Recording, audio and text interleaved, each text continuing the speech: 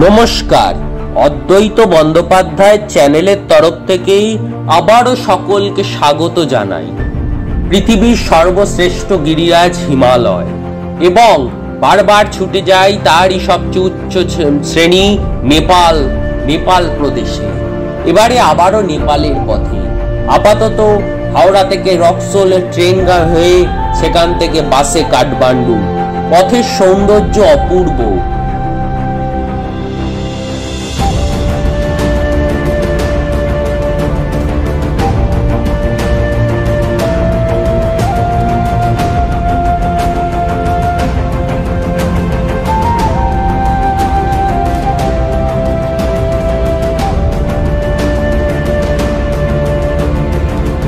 পাশ দিয়ে নদী নেমে আসে, উল্টো দিকে পাহাড় আর বর্ষার গভীর জঙ্গল মনকে নাড়া দিয়ে যায়।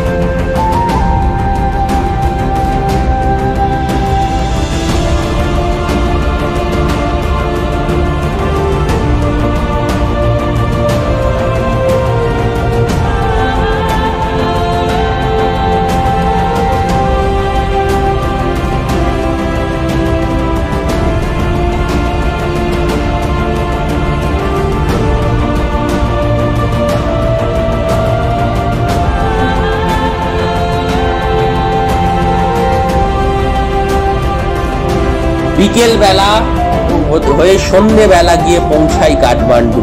চারদিকে আলো ঝলমলে শহর, বিশাল বিশাল অট্টালিকা। এক হোটেলে রাত্রিবাস করি। পরের দিন আমাদের গন্তব্য এবারে ল্যাংট্যাং ন্যাশনাল পার্ক ট্রেকের প্রথম বেস ক্যাম্প শিয়াপ্রু বেসি। ত্রিশূলী নদীর ধার দিয়ে বাস ছুটে চলে দুরন্ত গতিতে। হিমালয়ের পাহাড়ের ঢেউ খেলানো পাহাড়, তার মাঝখান দিয়ে নেমে আসছে ত্রিশূলী নদী, সবুজ উপত্যকা ও রোদ ঝলমলে দিন। অবশেষে পৌঁছে যাই শিয়াপ্রু বেসি। সন্ধ্যেবেলা এক হোটেলে রাত্রিবাস করি।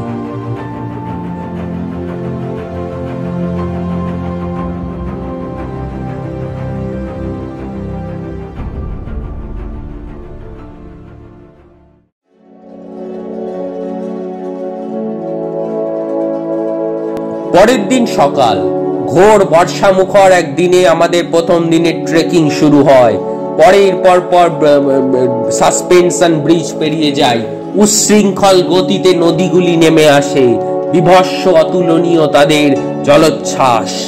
একসময় গভীর জঙ্গলে প্রবেশ করি, ছায়ানিবিড় অরণ্যানি, এবং আজকে রাত্রিবাস করি রিমচে।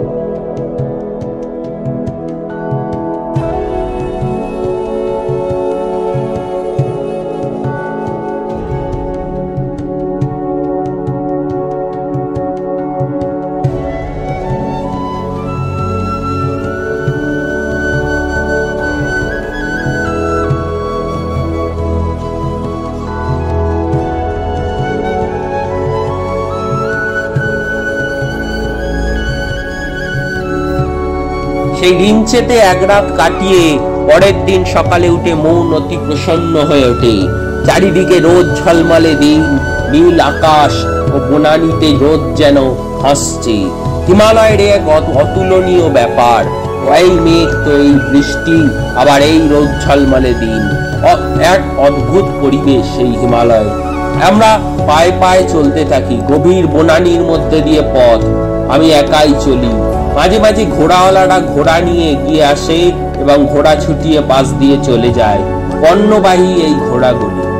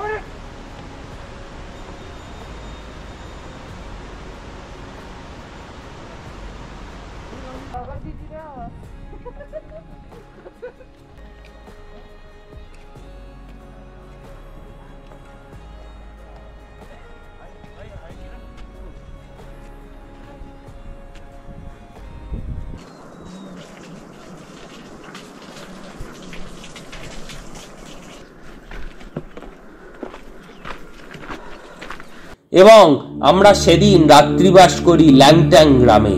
পরের দিন ভোর হয় ল্যাংট্যাং গ্রামে, এক মেঘমুক্ত ভোর, আঘোর আকাশ নীল এবং দূরে শৃঙ্গরাজির অপরূপ শোভা। আজ আমাদের গন্তব্য কিয়ানজিন গোম্ফা। কিয়ানজিন গোম্ফায় ট্রেকের শেষ গন্তব্য। পুরো ট্রেকটি মিলিয়ে প্রায় যাওয়া 50 কিলোমিটার, আসা 50 কিলোমিটার। এই নিয়ে ল্যাংট্যাং ট্রেক। প্রথমে হাঁটতে শুরু করি। সবুজ উপত্যকা ধরে হাঁটা, চারিদিকে গিরিরাজির অতুলনীয় শোভা, এক নৈসর্গিক পরিবেশ।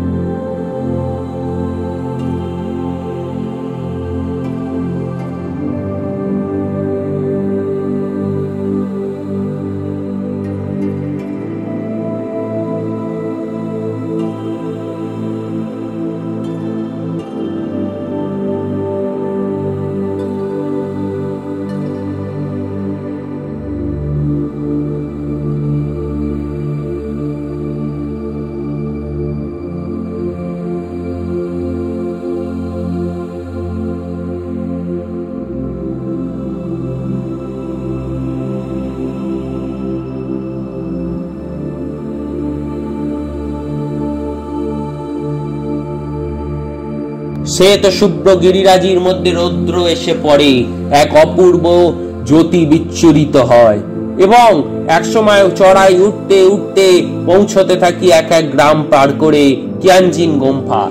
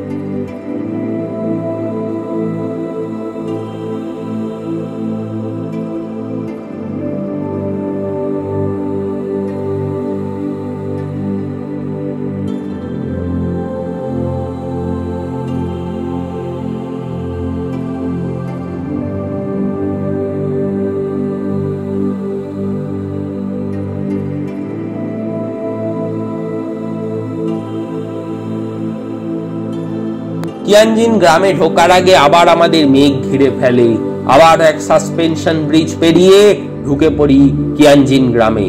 কিয়ানজিন গ্রামটি তামাং সম্প্রদায় অধ্যুষিত। তামাং হলো একটি জনজাতি যারা তিব্বত থেকে আজ থেকে কয়েকশো বছর আগে নেপালে এসেছিল ঘোড়া বেচা কেনা করতে এবং এখানে চিরস্তরে বসবাসকারী হয়ে যায়। এই ল্যাংট্যাং অঞ্চল তাদের বাসযোগ্য জায়গা।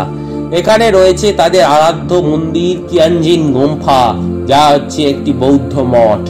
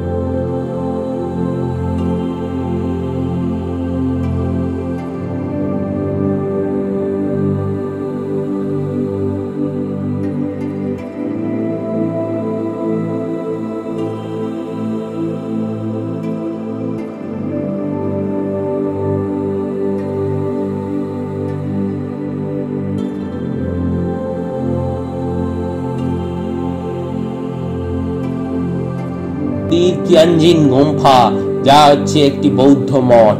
ভেতরে রয়েছে গুরুপদ্ম সম্ভবর অপরূপ সুন্দর মূর্তি ও তৈলচিত্রে ভরা দেওয়াল। এক অতুলনীয় সংস্কৃতির পরিচয় এই তিব্বতী বৌদ্ধ ধর্ম। মন আপনা থেকে সমাহিত হয়ে আসে গোম্পার ভেতরে এক শান্ত সৌম্য ভাব, ধূপ দ্বীপের অপরূপ ধীর স্থিমিত আলোক ও সুগন্ধি।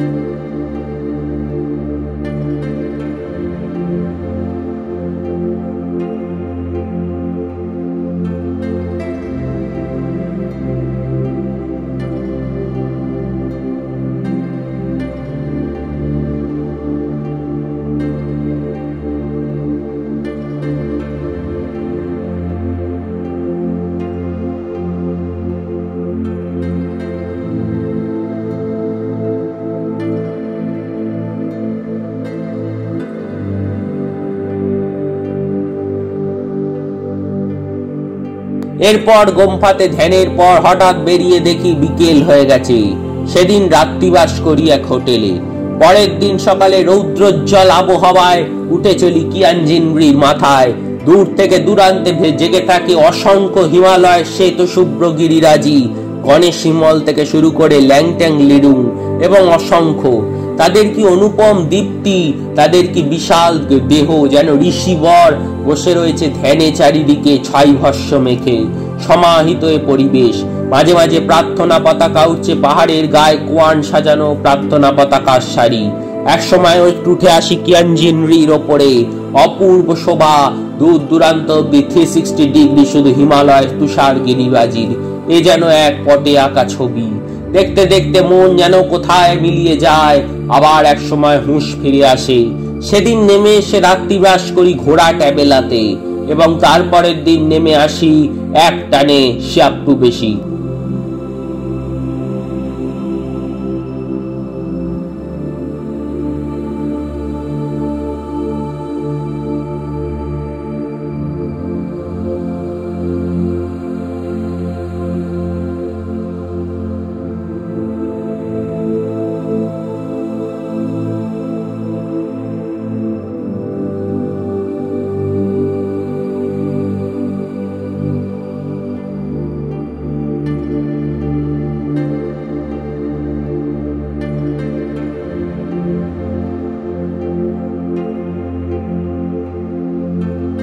বেশ কষ্ট হয় ট্রেকিং এ, কিন্তু হিমালয়ের পথে পথ চলায় পায়ে হেঁটে যে আনন্দ পাই তার কিছুতে নয়। এই আনন্দের তুলনা শুধু এই আনন্দের সাথেই সমতুলনীয়। এরপর কাঠমান্ডু ফিরে আসা একই বাসপথে এবং এই আজকের ভিডিও শেষ করছি পশুপতিনাথ মন্দির দর্শনের মাধ্যমে। বাগমতী নদীর তীরে বিশাল শ্মশান ভূমি ও তার ধারে পশুপতিনাথের মন্দির। অপূর্ব এই মন্দির প্রাঙ্গণ, রূপ রৌপ্য কাঠের অপূর্ব কারুকার্য অলঙ্কৃত মন্দির দর্শন করি। চতুর্ভুজ শিবের মূর্তি দেখে মন মুগ্ধ হয়ে যায় এবং দর্শন করে নি কাল ভৈরব থেকে শুরু করে আসে আরো বেশ কিছু মন্দির প্রাঙ্গণ। নদী পেরিয়ে উঠে চলি গোরখনাথ মন্দির এবং গুজ্জেশ্বরী মন্দির দিয়ে আমাদের এবারে নেপালের এই অংশ ভ্রমণ সাঙ্গ হয়।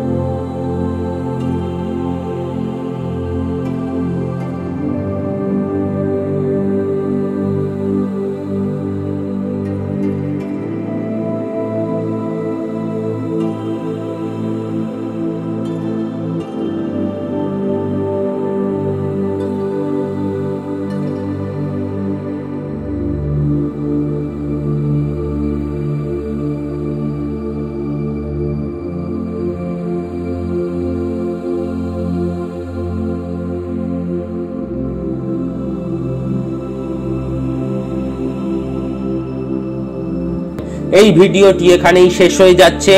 এর পরের পর্বে নিয়ে আসবো লুম্বিনী ও কপিলাবস্তু নিয়ে ভিডিও। অপেক্ষায় থাকুন, আর এই ভিডিওটা ভালো লেগে থাকলে অবশ্যই একটা লাইক করে দেবেন।